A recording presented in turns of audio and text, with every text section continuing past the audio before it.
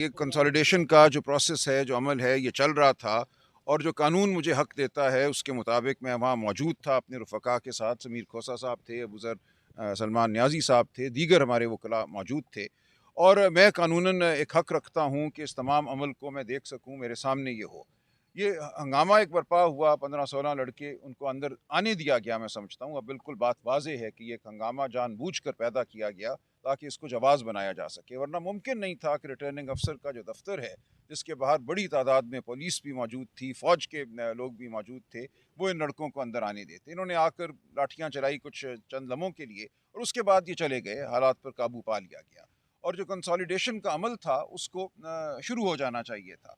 इस वाक़ये को जवाज़ बनाकर पहले मुझे वहाँ से बाहर निकाला गया। कहा गया कि आप एक आधे घंटे के लिए बाहर जाइए, हम इस जगह को ज़रा सर्वे करेंगे कि कोई यहाँ छुप के तो नहीं बैठा हुआ। जब मैं वापस आया आधे घंटे 40 मिनट के बाद, तो मुझे कहा गया कि अब आरओ का हुक्म है कि आपको इजाज़त नहीं यहाँ दाखिल होने की। और हमारे पूछने पर एक ऑर्डर हमें पेश कर दिया गया आरओ साहब का लिखा हुआ, जिसमें लिखा था कि तमाम कैंडिडेट्स और उनके जो एजेंट हैं, उनको इजाज़त नहीं है कि वो आरओ के दफ़्तर में दाखिल हों और उसके बाद हमें धक्के देके मैंने एहतजाज किया तो मुझे सही। बाकायदा मुझे और मेरी बेगम को, जो मेरी इलेक्शन एजेंट हैं, हमें बाहर निकाल दिया गया और ये अमल सारी रात फिर जारी रखा गया कंसोलिडेशन का, हमारी गैर मौजूदगी में।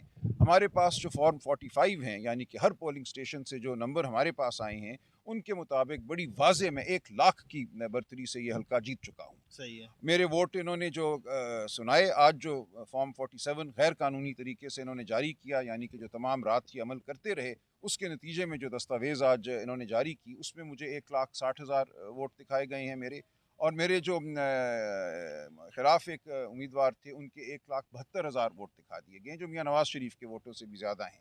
तो ये सरासर धांधली हुई है, रात के दौरान नंबरों को तब्दील किया हुँ। गया है और जीता हुआ इलेक्शन जो है हमारा, उसको हार में तब्दील करने की वैसे कोशिश की अब गई है। अदालत का ऑर्डर क्या है? अब हम अदालत ये इस्तदा लेकर आए कि जो हमें निकाला गया बाहर रिटर्निंग अफ़सर के दफ़्तर से, वो गैर कानूनी था। कानून इजाज़त नहीं देता, हक़ देता है कि हम वहाँ मौजूद रहते और उस हक़ को छीना गया हमसे।